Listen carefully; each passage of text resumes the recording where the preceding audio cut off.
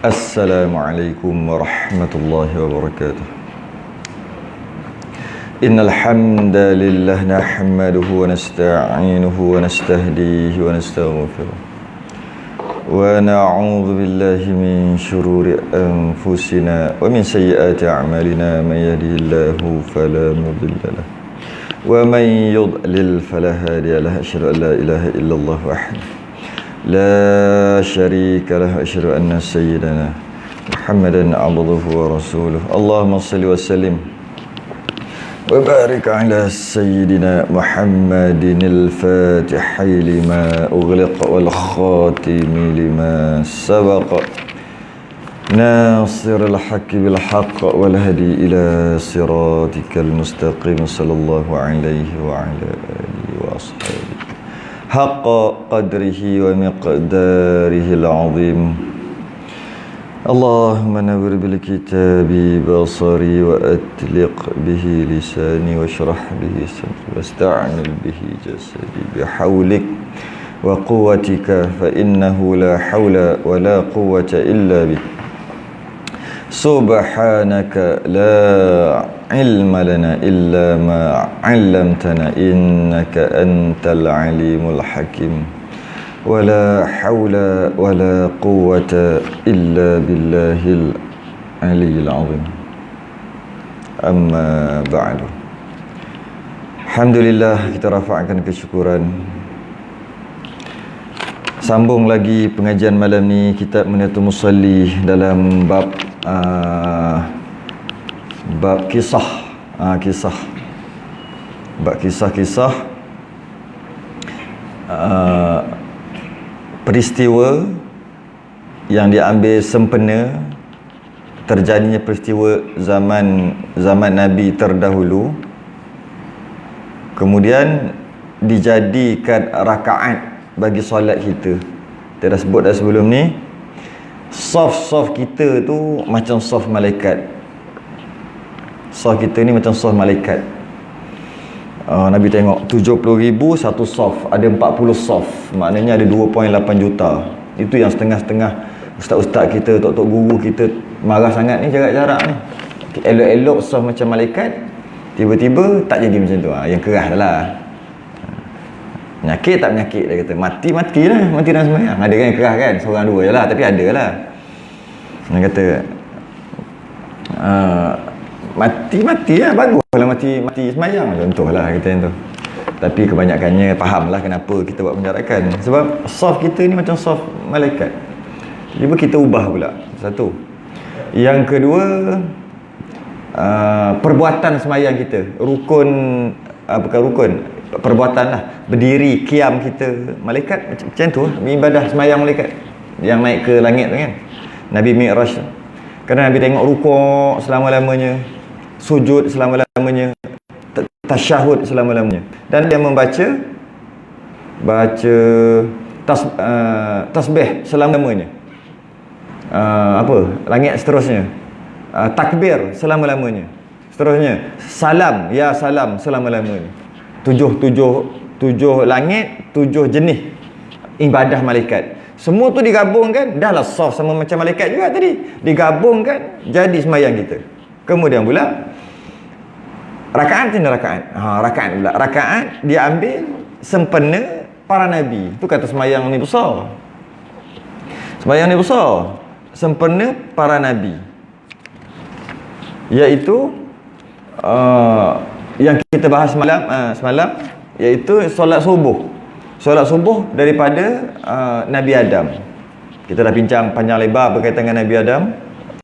Keluar dia ke syurga, kemudian tengok gelap, risau, serabut, tiba-tiba terang, maknanya cerah.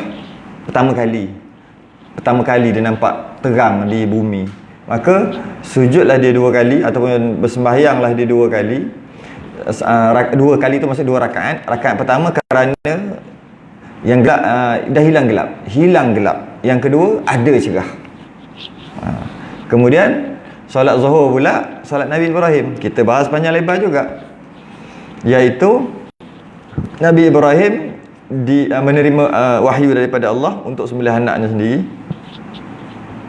Kemudian dia sembelih lah. Kita cerita pun panjang lebar bab ni semalam. Kemudian akhir sekali tukar jadi kibas. Akhirnya sekali tukar jadi kibas. Maka seronoklah Nabi Ibrahim. Maka tanda syukur dia sembahyang 4 rakaat apa? Rabbi ja'alni muqimas salah. Tu ayat Nabi Ibrahim tu. Rabbi ja'alni muqimas salah wa min zurriyyati. Rabbana wa taqabbal du'a. Rabbi ja'alni, ya Allah jadikan aku orang yang mendirikan solat dan zuriatku. Itu kata Nabi Ibrahim. Maka Nabi Ibrahim sembahyang macam mana? Yang pertama 4 rakaat dia sembahyang. Sebab kejap-kejap. Yang tadi tu, yang Nabi Adam tadi tu, dia mula sembahyang apabila naik fajar, cahaya jam. Maksudnya subuh lah. Okay. Nabi Ibrahim pula apabila dia sembelih ditukar dengan kibas, waktu tu bersyukurnya dia sembahyang. Sembahyang waktu tu waktu zuhur. Dia punya waktu tu zuhur lah, ataupun kita panggil zawal, waktu gelincir matahari. 4 rakaat. Kenapa? Yang pertama sebab penebusan. Dapat tebus, dapat ganti, dapat tebus anak. Asalnya anak jadi kibas kan. Yang kedua, membuka duka cita anaknya, melepaskan duka cita anaknya. Duka cita kena sembelih dengan ayah sendiri kan, jadi tak duka cita lah anak dia. Yang ketiga, anak itu Nabi Ismail lah. Yang ketiga, menuntut keredaan Allah. Sebab aku dah buat apa yang kau suruh ya Allah, maka aku nak redamu. Itu yang ketiga. Malah ini yang rakaat ketiga ni lah yang kita duduk korban-korban tiap-tiap tahun tu. Yang kita melakukan korban tu kerana taqarrub korban. Qoroba tu qarib, qoroba, taqarrub korban, semua sama. Maksudnya rapat, dekat. Jadi tujuan korban mendekatkan diri pada Allah untuk mendapat keredaan Allah. Tu korban tu jadi kat situ lah yang kita disunatkan untuk korban pada tiap-tiap tahun. Bukan setahun, bukan sekali tiap-tiap tahun sunat korban. Dah korban tahun lepas, tu tahun lepas, tiap-tiap tahun. Dan yang keempat, kerana keadaannya sebab diberi penebus yang amat besar, dapat kibas free of charge, tak payah pergi cari. Yang kibas yang dibawa turun daripada syurga. Kibas tu hak milik Habil, asalnya anak Nabi Adam. Wa fadainahu bizibhin azim. Lupa lah, semalam dah ingat nak cari surah apa, lupa balik surah apa ni. Ni ada surah apa ni? Safat. Surah Safat ada tulis kan? Oh, ada tulis. Ayat 10. Oh, ini tak ada tulis. Maka dapatlah free kibas yang Habil mempersembahkan pada Allah masa ketika sebelum berlakunya pembunuhan, sebelum dia matilah kena bunuh. Habis itu sembahyang, itu terjadinya itu waktu zuhur, terjadinya penyembelihan tu, yang nak sembelih anak, tiba-tiba jadi kibas tu. Masuk kita yang hari ni, yang malam ni. Qala al-mu'allif rahimahullah ta'ala. Dan pertama-tama, orang yang first yang pertama orang yang pertama kali lah, orang yang sembahyang fardu asar itu Nabi Yunus alaihissalam ketika keluar akan dia daripada perut ikan Nun. Muka surat apa? Yang Rumi muka surat 35 bawah sekali. Bukan bawah sekali, atas sikit lah, tengah-tengah tu lah. Kalau Rumi, Jawi. Baru beli tanda ni tadi, keluar dia. Nak tanda ni? Pasti lupa, geram tu. Kat mana? Muka surat 12 ke 13 dah? 12, berapa daripada bawah? Oh tu, dah jumpa dah. Dan kami sembilan, iaitu dan pertama-tama orang yang sembahyang fardu asar. Lepas ni tak tanya dah. Ambil, macam mana buat? Tak reti guna benda ni. Gini kot. Gini tak? Okey. Muka surat 12 bawah sekali lah. 2 daripada bawah. Dan pertama-tama orang yang sembahyang fardu asar itu Nabi Yunus. alaihissalam ketika keluar akan dia daripada perut ikan nun. Setengah ulama mengatakan ikan nun tu ikan paus. Setengah kata bukan, ikan paus tu dia punya cicit. Dia sebenarnya dia punya asalnya bukan besar pada tu lagi. Pada ikan paus. Ikan paus tu kira binatang yang paling besar kot dalam dunia kan. Ke Godzilla? Tak kot. Binatang yang paling besar rasa ikan paus. Dia mamalia tak silap. Lama tak mengaji sains. Dia binatang yang paling besar dalam dunia, ikan paus. So kalau atas darat mana ada besar tu? Kan? Mana ada? Dinosaur tak ada. Jadi dalam laut lah. Jadi dalam laut paling besar ikan Jaws. Ikan Jaws pula. Ikan paus. Ikan paus. Jadi ikan paus ni yang besar. Ada sebagian ulama kata ikan nun ni dia punya moyang dia. Macam tu lah. Maksudnya dia apa dia panggil? Lama-lama kan makin kecil kan. Makin kecil dia apalah bahasa istilah lupa. Mutasi. Bantai lah. Maksudnya dia makin lama gini jadi kecil. Macam tu lah binatang-binatang pun. Binatang pun macam tu lah, dia makin kecil. Jadi yang ini dia punya cucu cicit dia lah. Ikan nun ni. Okay? Yang penting ikan besar. I'tiqad kita ikan besar. Sebab Nabi Nuh nak duduk dalam tu mestilah besar. Kalau kecil je nak duduk. Betul lah. Nabi Nuh diutuskan kepada satu kaum dia. Kaum dia nama Ninawa, dekat selatan Iraq. Nabi Nuh pula, Nabi Yunus di selatan Ninawa, belah-belah Iraq sana. Kemudian kaumnya menolak, biasa menyampaikan Islam. Ingat, semua Nabi sampai Islam ya, bukan Nabi kita je. Jangan salah faham. Ada orang kata Yahudi itu Israel itu agama dia Yahudi. Agama yang betul Nabi Musa bawa Yahudi. Nabi Isa bawa Nasrani. Bukan. Semua bawa Islam. Semua bawa Islam, satu Islam je. Semua. Jadi Nabi Yunus bawa Islam lah. Cuma syariat dah tahu dah pastinya berbeza. Tapi akidah tauhid yang sama, iaitu mengesakan Allah, tidak mensyirikkan Allah. Ajak kaum-kaum dia berkali-kali dalam jangka masa yang lama. Nabi terdahulu lama, beratus-ratus tahun dakwah, tak terima. Maka Allah memerintahkan Nabi Yunus suruh bagi amaran kepada kaum dia, bahawasanya kalau kau tak terima, azab akan menimpa. Macam tu lah mana-mana pun. Nabi Ibrahim pun macam tu. Nabi Ibrahim pun macam tu. Nabi SAW je tak macam tu. Kerana Allah terima doa Nabi apabila umatnya buat salah, tak bayar cash, tak terus dapat. Dan Nabi terima, Allah terima doa Nabi yang Nabi minta, jangan kau hapuskan atau matikan umat aku macam kau matikan umat-umat terdahulu, mati semua. Tak nak macam tu kan. Maka Allah terima. Dan ketiga, Nabi minta doa supaya minta Allah jangan pecah belahkan ataupun bersatu padukan umat Nabi. Allah tak terima yang tu. Nabi minta doa supaya umat dia bersatu padu je kan, bersatu bersama. Tak, Allah tak terima yang tu. Allah terima yang lain. Sebab tu kita terpecah macam-macam golongan. Okey. Jadi kita tak dapat cash.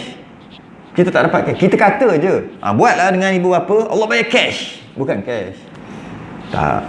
Memang dia akan tunjuk beberapa perkara di atas dunia, macam nak mati bayar ke apa ke sebagainya kan, mati jadi hitam ke. Tapi sebenarnya bukan cash. Tak cash. Kalau cash, buat tu jadi. Buat, bagi amaran, jangan. Dalam masa 3 hari kau kena taubat ni. Tak buat, mati. Tu cash. Yang ni tak. Kadang-kadang sempat sampai ujung-ujung hayat, taubat pula.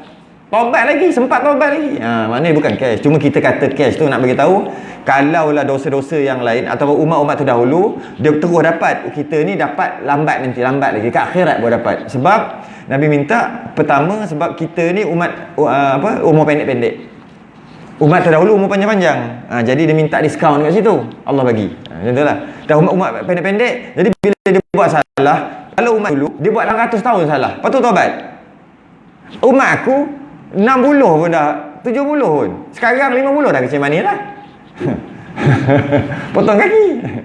Darah tinggi lah apa. Jadi dia minta diskaun tu. Maksudnya jangan bagi. Mungkin ujung-ujung hayat dia sempat. Sebab umat lain dapat sampai 200, 300, 400, 500 tahun buat maksiat. Lepas tu bertaubat Allah terima.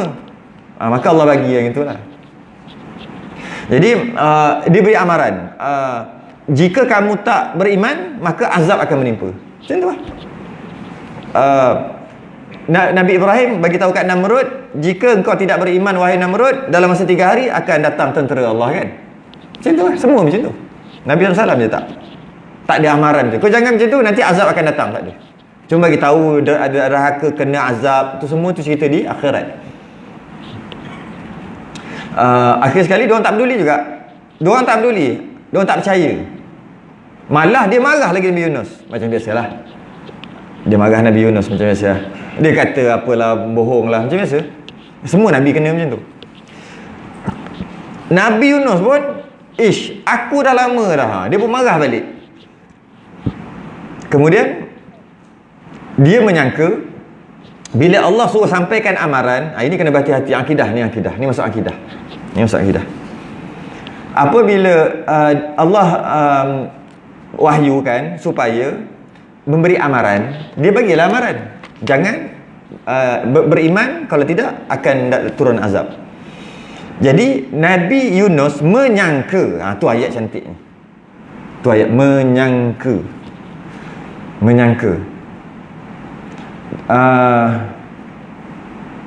Contoh cerita pasal Nabi Adam semalam dalam surah Al-A'raf tu kan, yang fawaswas syaitan tu kan. Syaitan telah mewaswaskan Nabi Adam. Maka Nabi Adam pun berkhuldi. Was-was, pak makan. Ayat tu tak cantik. Walaupun ayat Quran. Makna. Was-was kita, Melayu was-was Melayu tak cantik. Was-was Quran kena baca, kena beriman. Habis apa tu maksudnya?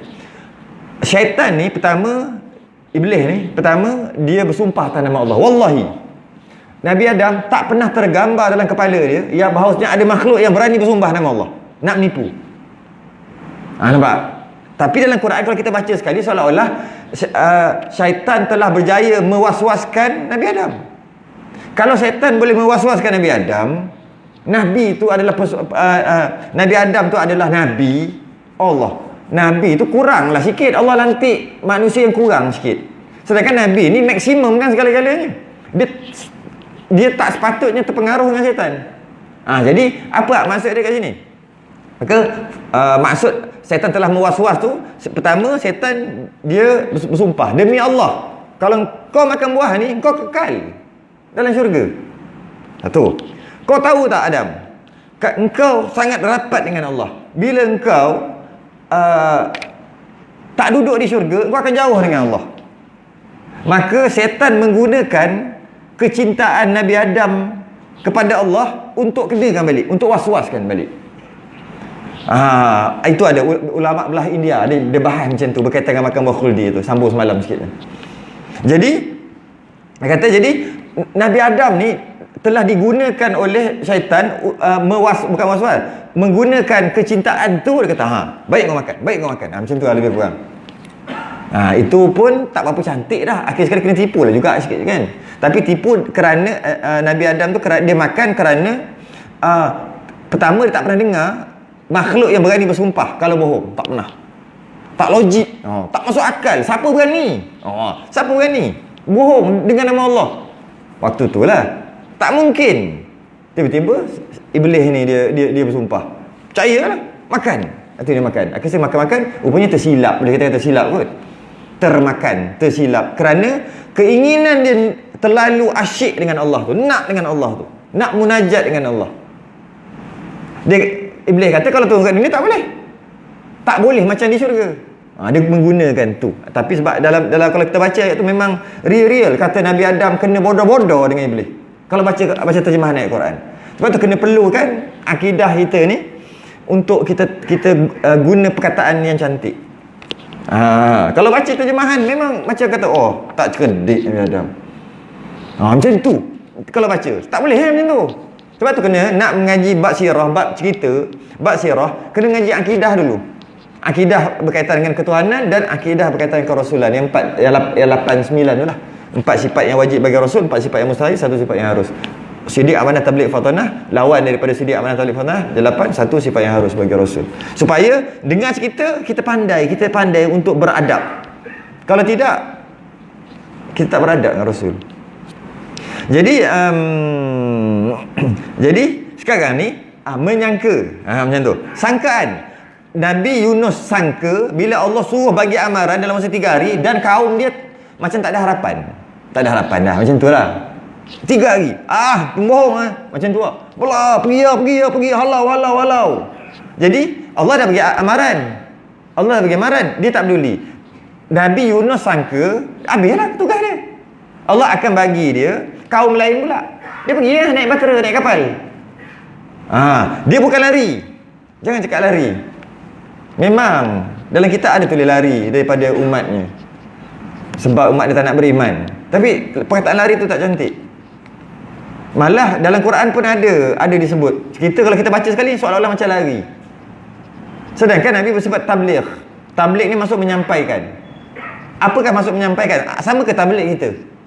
Tabligh kita ni bukan orang tabligh tu. Kita semua kena tabligh, bukan orang tabligh je. Kita semua kena tabligh. Tabligh ni menyampaikan. Kita semua kena tabligh. Jadi sama ke tabligh kita dengan tabligh Rasul? Lain. Tabligh kita kita tengok sekejap rasa nak sampaikan lah kat sini. Boleh tak kalau tak nak sampaikan?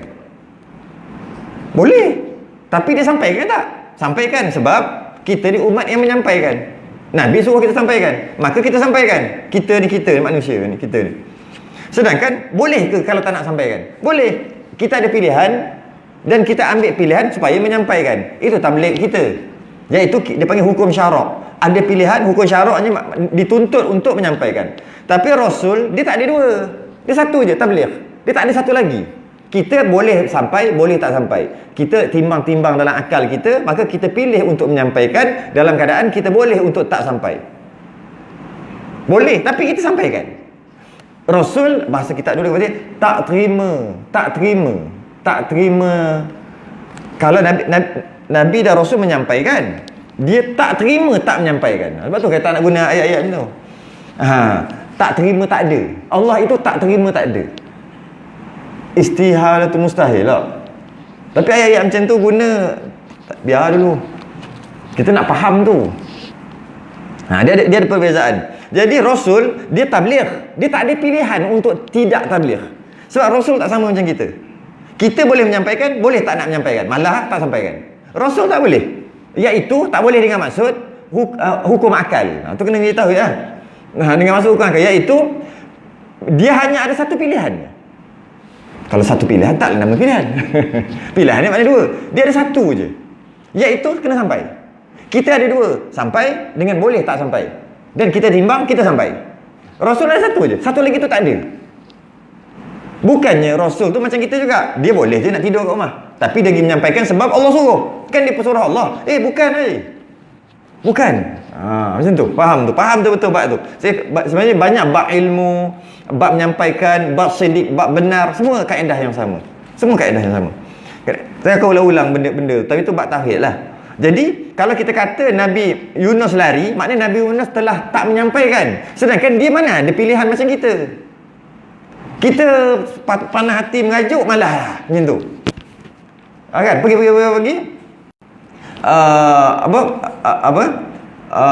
menyampaikan, orang bantai balik kata malah aku. Kita boleh. Ataupun kita boleh tak nak menyampaikan dah. Ataupun dia kena macam-macam, tetap dia menyampaikan juga. Tapi dalam masa yang sama, boleh dia tak nak sampaikan. Cuma dia je, boleh je dia nak diam kat rumah. Cuma dia je tetap ambil keputusan untuk tabligh. Rasul tak ada pilihan macam tu. Dia tak boleh, dia tak ada pilihan, tak ada option. Tak ada pilihan. Kena ulang banyak kali baru faham. Rasul tu macam mana? Tak sama dengan kita. Langsung tak sama. Mereka tak ada tahi. Najis mana ada? Tak sama. Dia tak ada tahi.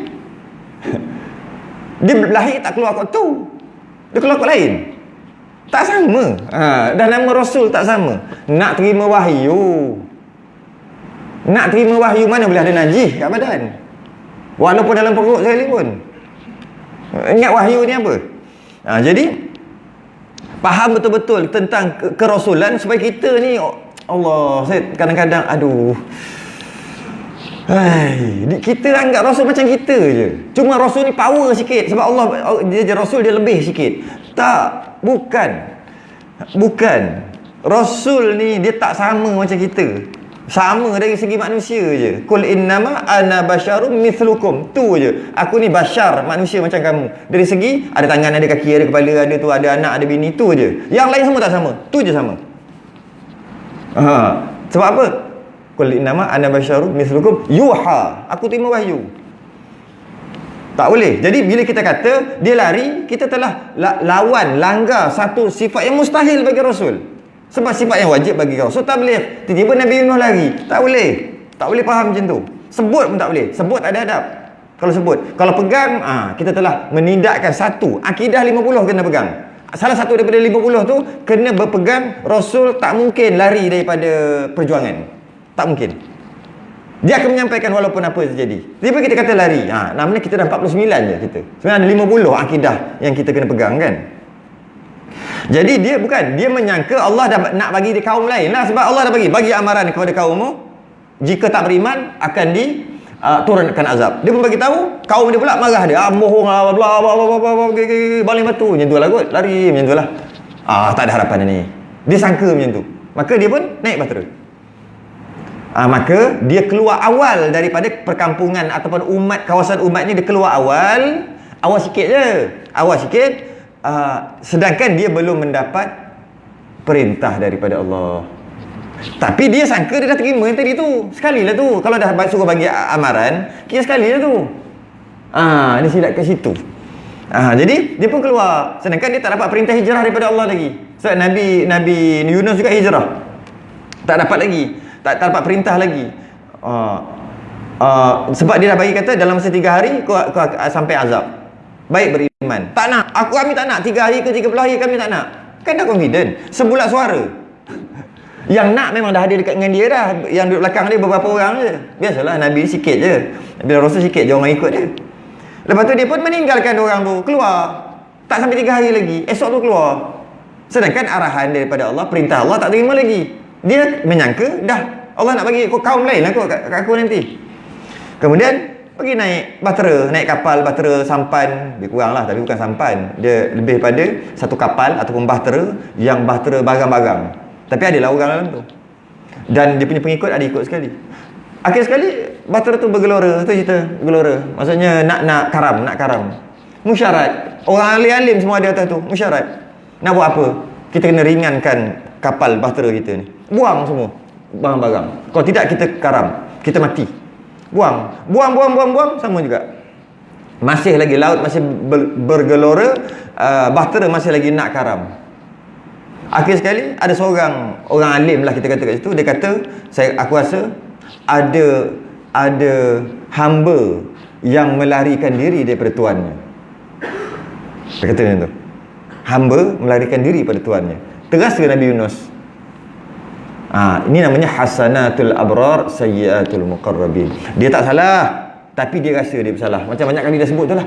Nabi Adam rasa bersalah. Kita ni nanti kita akan pergi jumpa Nabi Adam, minta tolong cepatlah syafaat pada mahsyar nanti. Dah beribu tahun dah duduk ni. Nabi Adam kata nafsi. Aku berdosa. Aku rasa berdosa. Sebab anak cicit aku ramai sembah berhala. Dia dosa ke? Tak. Hasanatul abrar sayyiatul muqarrabin. Pergi jumpa Nabi Isa akhir sekali. Tak boleh. Aku tak mampu. Sebab ramai orang sembah aku dekat dunia dulu. Kau nak, kau pergi jumpa Rasul akhir zaman.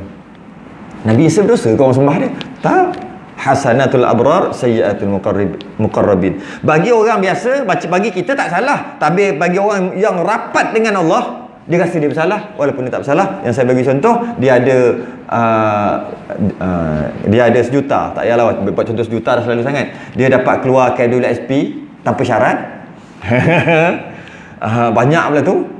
Katalah dia dapat 60,000, dia masuk tabur masjid RM2. Dosa tak? Mana dosa? Dikasih dosa. Dalam baru masuk tadi. Baru tadi masuk. Main to you ke apa ke cek. Cantik terbaik. 60 dapat keluar. Tanpa syarat. Kan syarat Dulu dengan syarat, sekarang tanpa syarat dah. Saya tak tahu, tak ada WSP. Apa nama ni? Lepas tu dia tabung lalu letak RM2. Ada RM5, ada RM2, ada RM5, ada RM10, ada RM50, ada RM100. Oh ah. Sekejap. 1, 2. RM2. Dia pun fikir balik. Dia rasa berdosa tak? Rasa berdosa. Tapi dia berdosa ke? Tak berdosa. Itulah perumpamaan. Nabi Yunus rasa berdosa. Tapi dia berdosa ke? Dia tak berdosa. Maka dia buat pilihan. Dia buat apa kan? Dia buat undian. Undi, siapa kena undian tu, dia kena dihumban. Dia kena terjun. Undi kena Nabi Yunus. Oh tak boleh, ini orang alim. Oh tak boleh. Tak apa. Kita undi. Kita je. Dia tak payah. Kecuali dia. Tapi undi juga. Undi kali kedua. Dia lagi. Ketiga. Dia lagi. Dia tu Nabi Yunus. Akhir sekali Nabi Yunus pun terjun. Ikan nun standby dah mulut. Pup, makan. Masuk dalam perut ikan nun dan terus dia turun pergi ke dasar bumi, dasar apa laut. Ayat Tok Guru kata patak laut. Tak? Sama tak? Sini pun sama juga. Paling bawah sekali. Duduk situ. Duduk lagi situ. Duduk. Kemudian Nabi Yunus baca doa yang masyhur. La ilaha illa anta subhanaka inni kuntu minadh zalimin. Baca 21 kali ketika sujud yang terakhir solat hajat. Apa tu? Minta. Itu antara kaifiat solat hajat lah. Solat hajat macam biasa je. Masa sujud yang terakhir tu, kenapa terakhir? Macam tu lah. Macam saya sebut lah. Sebenarnya bukan sujud terakhir. Kan? Dah bahas sebelum ni. Sujud mana-mana pun. Tapi sujud terakhir tu dah tahu dah. Memang tak khusyuk ke 4 pun. Ambil yang terakhir terus. 21 kali. Pak lama nak kena sujud. 21 kali. Kalau jemaah tak payah kot. Solat jemaah tak payah. Subhana rabbiyal a'la dah 5 kali. 3 kali ke. La ilaha illa anta subhanaka inni kuntu minadh zalimin. Ikan tu jadi panas. Banyaklah, ada yang kata 40 hari dah duduk dalam tu, ada kata macam-macam riwayat tu, lamalah duduk. Di dasar laut. Kemudian dia baca ayat tu panas. Sebab ayat tu ayat apa? Ayat untuk menyelesaikan masalah lah kan. Minta Allah menyelesaikan masalah. Panah. Jadi akhirnya dapat arahan daripada Allah. Ikan tu dapat arahan daripada Allah untuk muntahkan lah kan. Naik atas, muntah di tepi pantai. Keluar. Isi perut. Keluar. Habis. Apa dia panggil? Kulit Nabi Yunus habis. Jadi apa nak cakap tak tahulah. Kalau kena asid tu kan, dia akan jadi macam menggelupas kot. Habis menggelupas. Penat sangat waktu tu. Cerita dalam lepas pada tu baru dia tahu rupanya yang dia keluar tadi daripada umat tadi tu semua beriman lepas pada tu. Mana Nabi Yunus? Mana? Kami nak beriman. Lagi 2, lagi sehari tinggal. Lagi sehari. Hidayah milik Allah. Ujung-ujung tu. Last minute. Baru dia tahu. Dia keluar awal. Sedangkan sabar dulu. Keluar awal. Cerita dalam surah Yunus. Mana? Surah Yunus. Falaula kanat qaryatun amanat fanafa'aha imanuha illa qauma Yunus. Ni. Dan mengapa tak ada satu kota yang beriman? Dia kata tak ada orang yang beriman. Lalu imannya itu bermanfaat selain daripada kaum Yunus. Tak ada lagi berlaku. Dia tak beriman. Lepas tu ujung-ujung last minute beriman. Tak ada. Dia kata ni ayat Quran tu. Lamma amanu kashafna anhum azabal khizyi fil hayatid dunya. Tatkala mereka beriman, kami hilangkan dari mereka azab yang menghinakan dalam kehidupan dunia. Wa matta'nahum ila hin, dan kami bagi mereka kesenangan sampai waktu yang tertentu. Tu cerita. Rupanya kaum Nabi Yunus dia ni balik, dia beriman ujung-ujung last minute. Berbeza dengan Nabi SAW. Nabi SAW terima wahyu untuk hijrah. Hijrah tu terima wahyu bukan main suka-suka hijrah. Terima wahyu daripada Allah suruh keluar daripada Mekah. Tapi Nabi SAW dia suruh sahabat pergi dulu. Rasa tak? Dan dia adalah orang yang terakhir keluar daripada Mekah dengan Sayyidina Abu Bakar. Dia yang terakhir. Maka dengan sebab perbezaan ini, maka ada orang kata, tengok Nabi kita kan, tak tinggal lepaskan umatnya. Dia orang yang terakhir. Tiba-tiba ada orang kata dia takut jadi pelarian. Patut tak patut? Dia orang terakhir keluar. Kalaulah dia tu penakut, lari, dia orang pertama.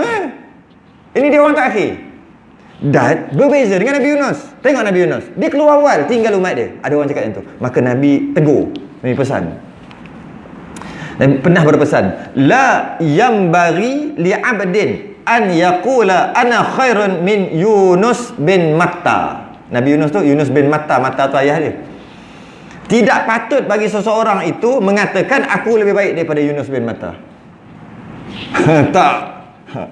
Maka dan kerana antara lain kerana Nabi SAW mi'raj ke langit untuk bermunajat dengan Allah. Okey. Nabi Nuh di dasar bumi, dasar laut, paling bawah sekali, lagi jauh dengan langit lah maknanya. Paling jauh lah nak bandingkan Nabi SAW dekat dengan langit. Bukan dekat langit, jangan dekat langit pun. Bermunajat. Nabi Yunus bermunajat dalam perut ikan di dasar di bumi. Maknanya mana lagi hebat? Nabi kita lah dekat. Tidak, Nabi kata. Tidak.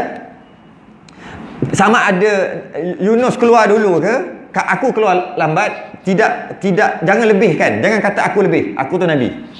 Dan aku bermunajat dengan Allah di langit. Nabi Yunus di jauh daripada langit dasar. Jangan kata aku lebih. Dengan kerana itu, jangan kata aku lebih kerana itu. Nak kata lebih kerana lain boleh lah. Kerana Nabi tu Rasul akhir zaman lah, apa tu yang lain. Yang kerana itu, dua perkara ni jangan kata lebih. Maka kat sinilah ulama Ahlussunnah wal Jamaah mengatakan maknanya bukannya Nabi SAW pergi jumpa Allah dekat langit. Bukan Allah duduk kat langit. Sebab Nabi pernah tegur, la tufassilu ni ala Yunus bin Matta. Jangan kamu lebih-lebihkan Yunus. Sebab dia kata aku lebih dekat dengan Allah. Aku tu Nabi lebih dekat dengan Allah. Yunus duduk jauh. Tidak, Allah bukan kat langit. Itu antara hujah yang mengatakan ayat-ayat mutasyabihat yang kata Allah di langit tu tidak. Bukan macam tu. Ada orang kata Allah di langit. Bukan itu. Tolak. Itu bukan akidah Ahlussunnah wal Jamaah. Sebab Nabi pernah pesan, jangan kau bandingkan aku dengan Yunus. Sebab orang waktu tu mungkin banding lah. Allah dekat langit. Jadi Nabi naik atas dekat dengan Allah. Yunus ambil kau duduk jauh. Jangan banding. Sebab Allah tidak bertempat. Itulah antara tu bab akidah lah. Antaranya. Habis cerita sikit. Seperti anak burung yang tiada bulu baginya. Keluar-keluar tak ada. Habis dia punya. Satu lagi jap. Dalam kitab Rumi saya tengok. Dia kata sini seperti anak burung je. Kan? Seperti anak burung kan? Seperti anak burung. Dalam yang Jawi seperti burung anak kan? Burung anak. Lebih baik jangan ubah. Burung anak. Tapi Jawi ubah kan? Rumi ubah kan? Anak burung kan? Sebenarnya burung anak yang asal. Burung anak lah. Burung anak tu anak burung le. Cuma jangan asal nak ubah. Nak ubah ni bila salah ayat Quran kena ubah. Apabila cetakan tu salah, dia nun dia macam ni. Macam nun ni, macam ni. Tapi titik dua. Mana ada kau titik dua mesti ta macam ni. Masa tu ubahlah. Kalau titik dua tu ta, dia letak rumah nun. Bolehlah ubah. Ataupun ada satu titik entah daripada mana datang, masa pencetakan dulu tu, dia pusing benda tu kan. Kan. Nak cetak tu. Lepas tu ada dakwat, percik. Pop kena dekat nun. Jadi sa, jadi nya, jadi nya. Sin jadi shin. Yang itu buanglah, ubah. Yang ni tak ada salah pun, kenapa nak ubah? Jadi tak payah ubah lah sepatutnya. Macam mana? Dia Rumi ubah juga. Okey? Keluar dalam keadaan menggelupah kulit kerana cecair dalam perut ikan nun tadi tu. Dan ia di dalam empat kegelapan lah, empat zulmah. Maka semayanglah dia nak sini. Maka semayanglah dia. Kalau kita tengok kat bawah tu dia kata semayang waktu asar, keluarnya waktu asar. Yang pertama kelam zulmah, kesalahan. Ni hasanatul abrar sayyiatul muqarrabin.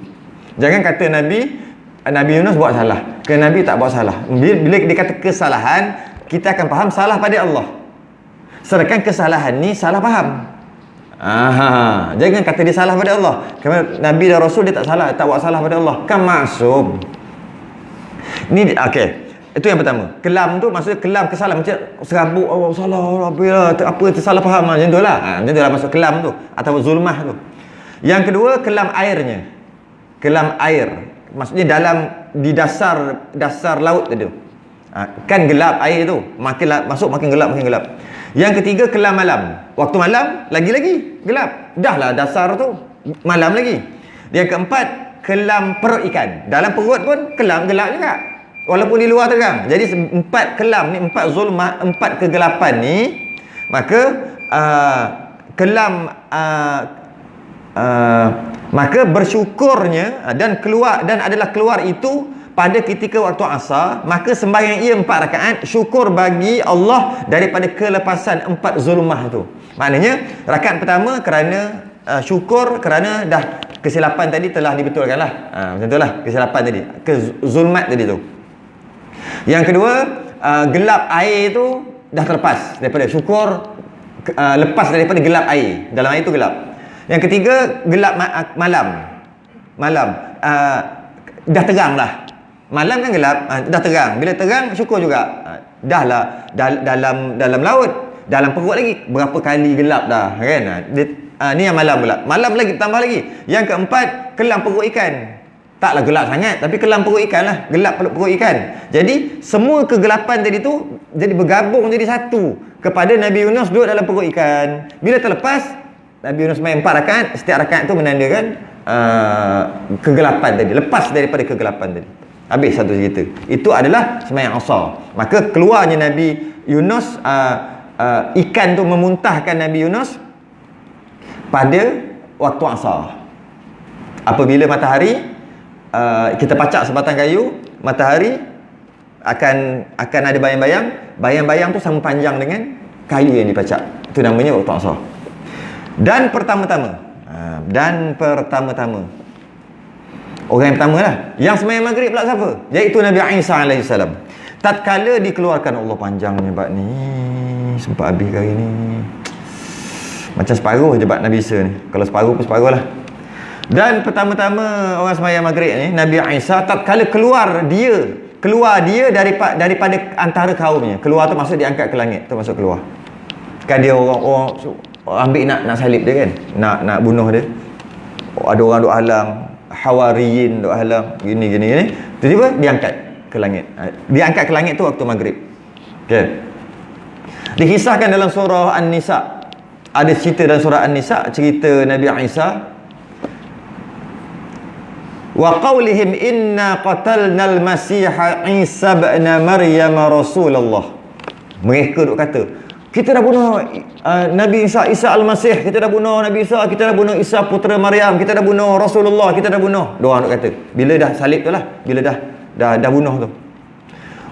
Surah apa? Surah An-Nisa.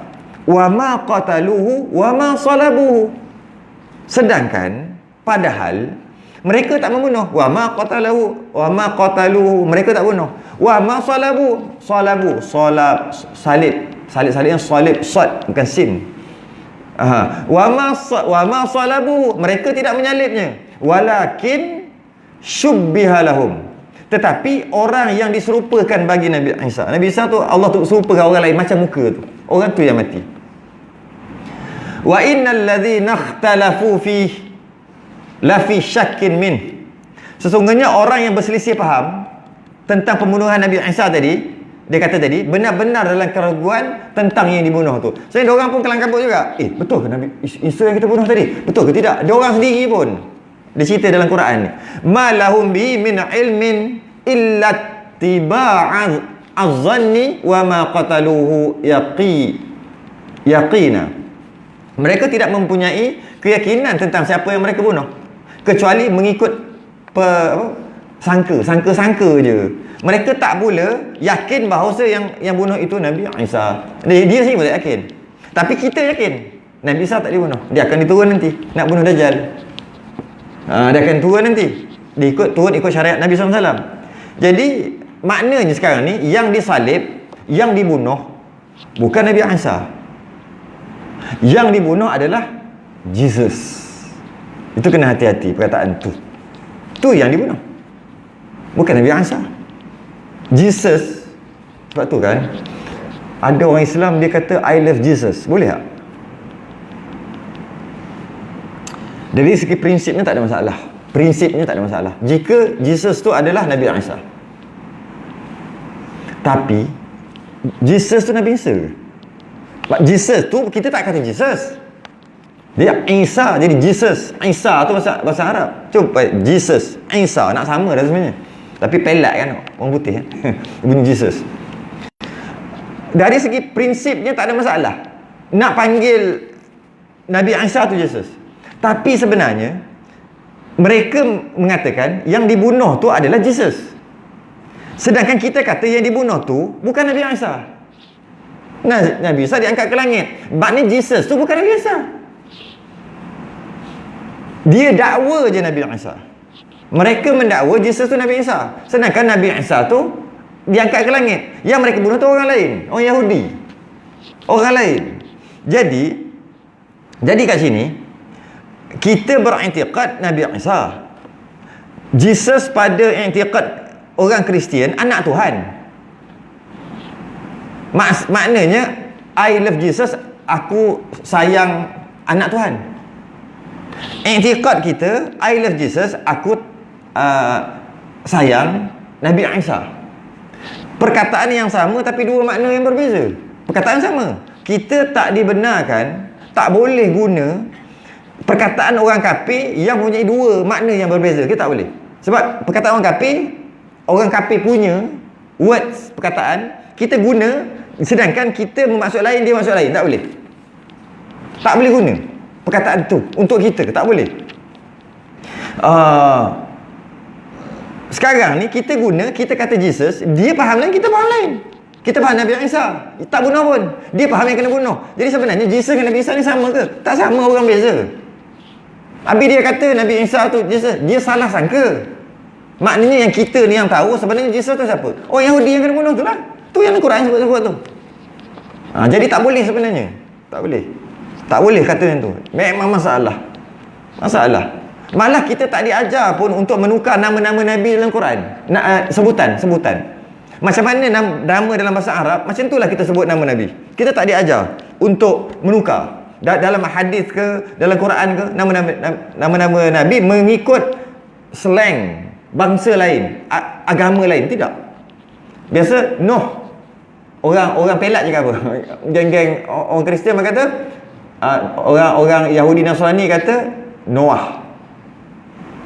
Pelat geng pelat. Noah. Kita tak dituntut untuk kita, tak dibolehkan untuk kita kata Nabi Nuh tu Noah. Sebab Noah dia tu macam mana perangai yang dia pegang. Nuh kita ni macam mana? Dia memang lain. Dia memang lain, dia faham lain. Sebab dia banyak Israeliat. Kalau biasa apa? Nabi Moses tak silap Nabi Harun, Aaron. Itu yang nak jadi orang putih, jadi Aaron tu. Elok-elok Harun. Ya Allah, sedapnya nama. Kita pergi anak Harun tu lain. Tu orang KL cakap macam tu. Daud, David, Sulaiman, Solomon. Betul Solomon. Hud juga kan, Robin Hood kan, Hud juga. Hud tak sama lah maksud, cuma Hud HUD, Hawaudan, yang dia orang HOOD ya, Robin Hood tu lah. Ibrahim, Abraham apa lagi, siapa lagi? Anak Nabi Ibrahim, Ishak, Isaac apa lagi, Yakub, anak Nabi Ishak, Yakub. Jacob tu nak makan biskut tu. Ya tu, Jacob. Yusuf, Joseph. Yang ni best. Elisha.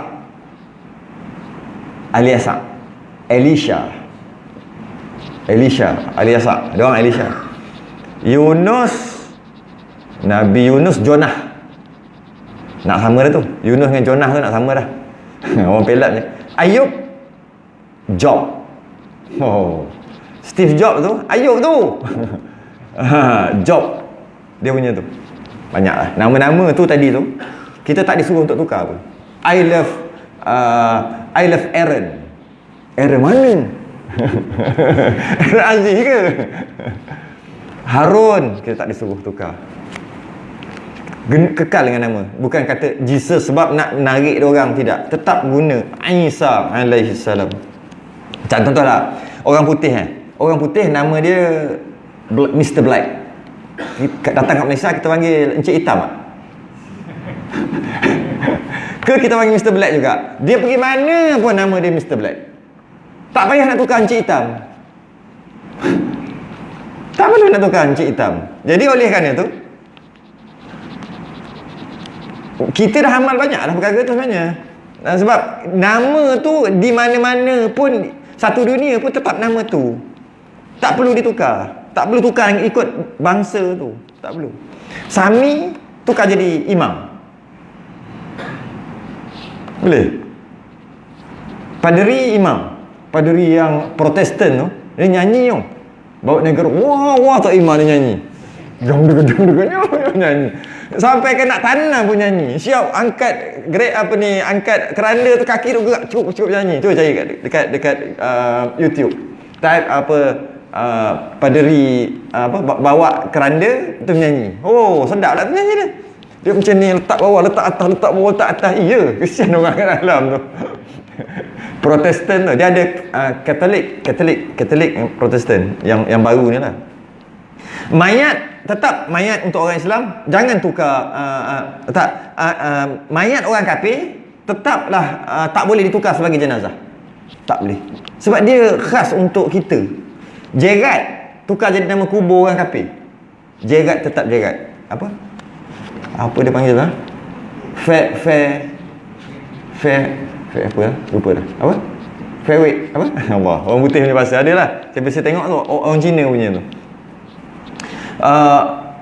Maka tak perlu kita tukar. Tak perlu tukar. Tetap kita kata Nabi Isa. Sebab bila kita sebut Jesus, dia maksudnya adalah orang Yahudi yang dibunuh, yang disalib. Jesus betul disalib. Jadi bila I love Jesus, maknanya kalau kita kata I love Jesus, maknanya kita sayang dekat Yahudi yang kena salib. Sebab Jesus adalah Yahudi yang kena salib, bukan Nabi Isa. Sebab ayat Quran sebut tadi. Dan adalah yang demikian itu pada ketika jatuh matahari. Waktu orang Yahudi tu kena salib dan Nabi Isa diangkat ke langit, waktu jatuh matahari. Maksud jatuh matahari tu waktu maghrib lah. Maka pertamanya supaya menafikan bagi ketuhanan daripada yang lain daripada Allah. Ni yang susah sikit ni, panjang sikit ni. Yang pertamanya menafikan bagi ketuhanan yang lain daripada Allah. Sebab Nabi Isa ni orang kata Tuhan. Kaum Nasrani percaya Nabi Isa adalah Tuhan kerana dia boleh bercakap ketika bayi. Dia boleh hidupkan orang mati. Dia boleh menyembuhkan penyakit kusta. Dia boleh buat burung daripada tanah. Itu kelebihan mukjizat Nabi Isa alaihissalam. Atas sifat-sifat keistimewaan dia tadi, maka dianggap sebagai Tuhan. Orang Yahudi mempercayai Nabi Uzair yang mana dah mati, hidup balik. Kerana keistimewaan yang ada pada Nabi Uzair, dia dianggap sebagai anak Tuhan. Orang kafir Quraisy menganggap malaikat adalah sebagai anak Tuhan, anak perempuan Tuhan, atas sifat-sifat keistimewaan malaikat tu. Dia boleh salah faham. Maka rakaat pertama Nabi Isa semayang tu nak menafikan bagi ketuhanan, menafikan sifat-sifat ketuhanan daripada yang lain daripada Allah. Sifat ketuhanan hanya pada Allah je. Sedangkan orang dok kata dia ada sifat ketuhanan. Dia tu Nabi Isa tu. Jadi rakaat pertama hendak menafikan tiada Tuhan yang layak disembah dengan sebenar-benar melainkan Allah. Ini saya kena ulang lagi walaupun dah baru cakap 2-3 hari lepas. Kebetulan kena dengan kita punya matan. Rakaat pertama menafikan sifat ketuhanan bagi yang lain daripada Allah. Iaitu tidak ada ilah. Inilah dia. La ma'buda bihaqqin illallah. La ilaha illallah tu, ilah tu, la tidak ada, ilah kita kata Tuhan. Ilaha illallah melainkan Allah. Tidak ada Tuhan melainkan Allah. Sebenarnya ilah tu bukan Tuhan. Terjemahan Tuhan tu tak cantik lah. Boleh je, tak cantik. Yang tepat Tuhan tu adalah ma'budun bihaqqin. Tuhan yang berhak disembah dengan sebenar-benar. Dia panjang tu. Tuhan yang berhak disembah dengan sebenar-benar. Ilah tu je. Jadi rakaat pertama tu menafikan Tuhan-Tuhan yang berhak disembah dengan yang tak sebenar lah. Nak menafikan tu. Menafikan macam mana? Menafikan, kalau kita faham la ilaha illallah, asyhadu an la ilaha illallah, aku naik saksi bahawa tiada Tuhan melainkan Allah. Kita faham macam mana ilah tu, Tuhan tu. Kita faham ada Tuhan orang Hindu. Tuhan dia ada berapa juta, banyak Tuhan dia. Juta-juta. Besar tu kat Batu Kir tu ada besar tu. Semua tu Tuhan orang Hindu. Buddha ada Tuhan dia. Singh ada guru nanak Tuhan dia tu. Yahudi ada Tuhan dia. Lebih-lebih lagi Nasrani ada Tuhan yang dia kata Tuhan tu, yang dia kata Tuhan. Majusi ada Tuhan, Tuhan yang bawa yang api tu. Kan yang obor, larian obor tu. Bawa api tu. Tu Tuhan dia bawa Tuhan tu. Sampai ke negara-negara habis Tuhan dia jajah kalau nak tahu lah. Sibuk kita duk bakar tak nak bagi padam Tuhan dia orang tu, Tuhan Majusi tu. Sukan Olimpik tak? Semua tu Tuhan. Tidak ada Tuhan melainkan Allah. Semua tu Tuhan. Allah juga Tuhan. Tapi Allah Tuhan yang sebenar, yang lain tak benar. Jika faham macam tu, pesanan saya wajib belajar akidah dengan sekadar segera. Jika faham macam tu. Kerana itu bukan fahaman yang betul. Macam mana ni? Dia kata semua tu Tuhan orang kafir. Tuhan dah banyak dah semua Tuhan. Allah pun Tuhan. Yang semua tu salah. Allah je Tuhan yang sebenar. Yang lain tu salah. Tidak. Bukan macam tu faham. Yang kita nak tolak bukan Tuhan tu. La ilah tu tidak ada Tuhan. Yang kita nak tolak bukan Tuhan tu. Tuhan orang kafir, Tuhan tu bukan. Batu-batu tu bukan. Orang makhluk tu bukan. Kita tak nak tolak tu. Yang kita nak tolak adalah Tuhan yang mempunyai sifat-sifat istighna dan iftiqar.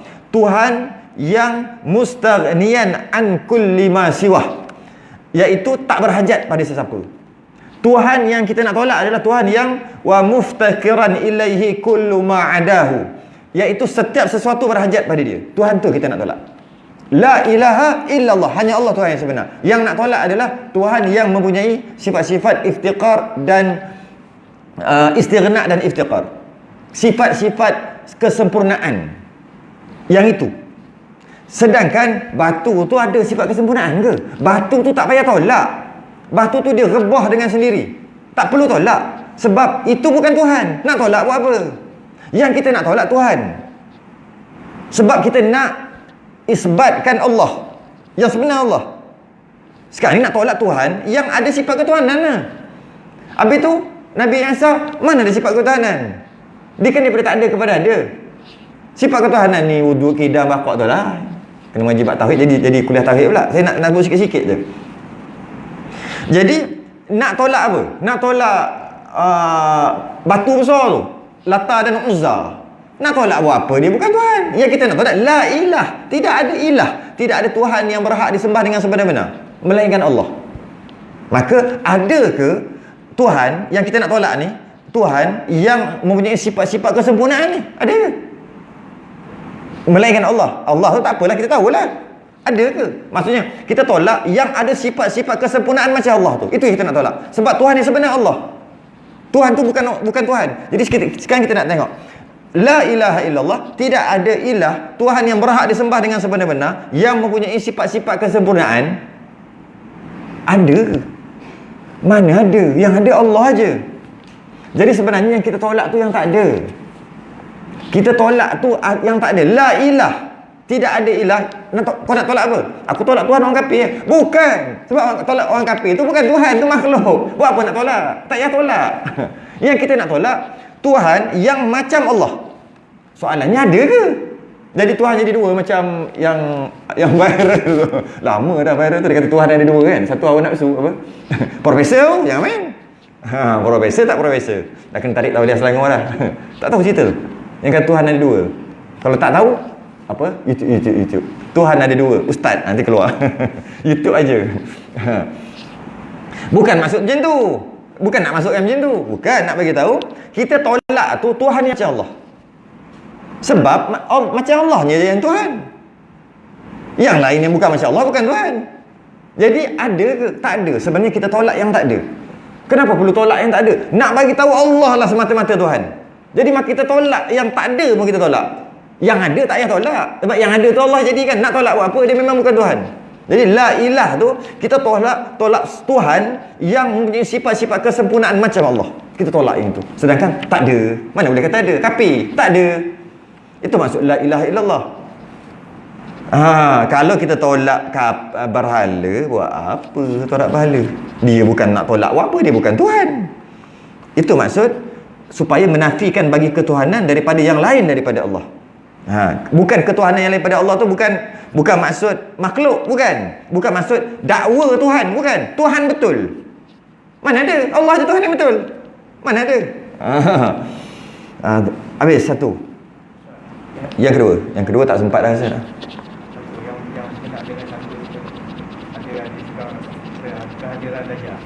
Kehadiran Dajjal yang menyerupai seperti Tuhan.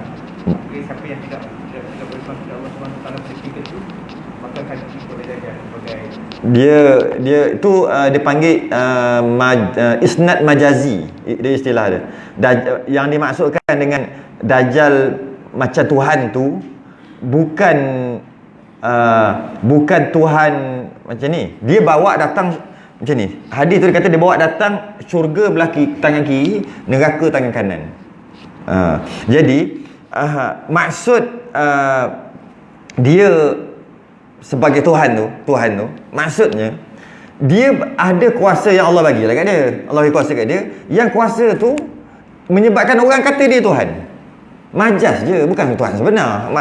Orang akan tak nampak dia. Malah ada riwayat mengatakan yang kata dia tu Tuhan tu mengatakan riwayat, tapi riwayat ni ada ulama tolak sebab dia dhaif, tapi ada kata diterima. Tak apalah, kita tengoklah, sebab dhaif pun boleh terima lagi.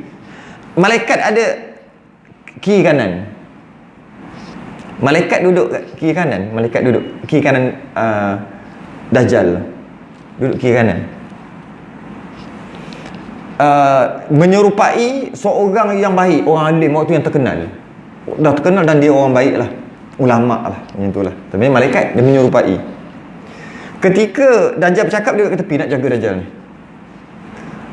Apabila yang sebelah ni kata, akhir sekali bila dia cakap bohong je, Dajjal ni cakap bohong. Dia kata akulah Tuhan. Malaikat ni semua nampak malaikat ni macam ni. Yang ini dua-dua ada, tapi yang nampak satu je. Yang sebelah sini orang tak nampak. Malaikat tu orang tak nampak. Bila Dajjal tu bohong, apa dia bohong je, malaikat ni kata Dajjal telah berbohong. Telah berbohong. Malaikat seorang ni jawab, yang ni yang nampak, menyerupai lah. Dia nampak, benar engkau. Dia cakap macam tu. Benar engkau. Dia nak bagi tahu dekat kawan dia tu. Maka orang ingat Dajjal. Sedangkan dia orang besar. Dia orang yang macam tu lah. Maksudnya macam kalau kita kata mungkin ulama ke, menyerupai lah. Macam orang yang dipercayai. Memang orang duduk 50-50 ni. Duduk 50-50 lah. Ya ke tidak? Memang hebat. Dia pergi ke satu negara, dia cakap, beriman dengan aku. Kalau tak beriman, aku langkah daripada negara engkau je, padang jarak, padang terkukur. Belum perang dah jatuh tersungkur. Tapi Ramli juga tu. Jadi dia keluar jadi. Oh, macam Tuhan betul lah. Kau nak mak kau nak kejap. Bangun, hidup. Jadi akhir sekali kata aku Tuhan. Malaikat ni kata dia tipu. Dia bukan Tuhan. Yang malaikat sebelah ni yang murid kata betul, engkau benar. Engkau benar. Akhir sekali semua orang anggap dia Tuhan. Itu kisah tu sebenarnya. Sebenarnya yang dikatakan Dajjal tu macam Tuhan tu, itulah kisah tu panjang sebenarnya. Tengok pukul 9 tu. Panjang. Tu saya berhenti stop. Semalam dah orang marah dah. Ustaz main berhenti macam tu je. Mana tak, dah 9.10 tak berhenti. Semalam ada orang komen. Tak boleh habis lah yang bab yang kedua ni. Yang kedua menafikan tohmah dituduh anak zina tu. Cerita tu panjang juga. Yang ketiga kerana memberi bekas akan ketuhanan itu bagi Allah juga. Ni bab tauhid balik. Hanya Allah bagi bekas, makhluk tak bagi bekas. Makan kenyang. Siapa yang bagi kenyang? Allah bagi kenyang. Habis makan kenapa? Bahas sikit bab tu. Sebab dia ada kat sini. Yang ketiga dia ada 3 rakaat je kan. Lepas tu kita mungkin habis cerita kot. Sebab memang kita dah habis dah. Boleh je baca macam tu. Tapi kan dah habis dah benda berat. Kita ringan-ringankanlah dengan cerita-cerita. Lagipun cerita ni saya nak selitkan dengan akidah. Sebab kita biasa dengar cerita sirah. Nak faham sirah, cerita kerasulan, jangan semata-mata tengok dari segi sirah. Kita akan salah faham. Kita kena tengok dari sudut akidah. Dari sudut akidah. Akidah apa? Setiap orang wajib belajar tauhid. Tauhid tu dia wajib mengaji 20 sifat yang wajib bagi Allah, 20 sifat yang mustahil bagi Allah, 1 sifat yang harus bagi Allah. 41. Wajib setiap orang belajar. Tak belajar dosa. Okey. Lepas tu dia wajib belajar 9 lagi. 4 sifat yang wajib bagi Rasul, 4 sifat yang mustahil bagi Rasul, 1 sifat yang harus bagi Rasul. 9. 41 tambah 9 jadi 50. Itulah 50 simpulan iman tu. Yang saya nak bahas ni adalah yang 9 tu kena mengaji tu. 9. Bab kerasulan, lepas kita belajar tu baru baca sirah. Barulah kita faham sirah dengan sebenar. Kalau tidak kita akan salah faham. Kita akan cakap Nabi Musa telur, macam-macam. Kita kata Nabi Nuh lari, Nabi Yunus lari, Nabi macam-macam kita akan kata. Macam-macam. Sebab tu belajar sirah daripada sudut akidah. Tu dulu. Kemudian baru sudut sirah. Sebab saya akan selitkan sekali dengan sudut akidah. Macam kita bahas berkaitan dengan Nabi Adam tu. Tak. Bobol lah weh. Sambung malam ni 9.30. Suka gagak lah. Wallahualam. Kita sambung malam next. Berapa kali kat malam lagi. Tengok berapa malam lagi. Sebab esok di masjid lain. Kita sudah dengan tasbih kafarah dan salat subhanakallahumma.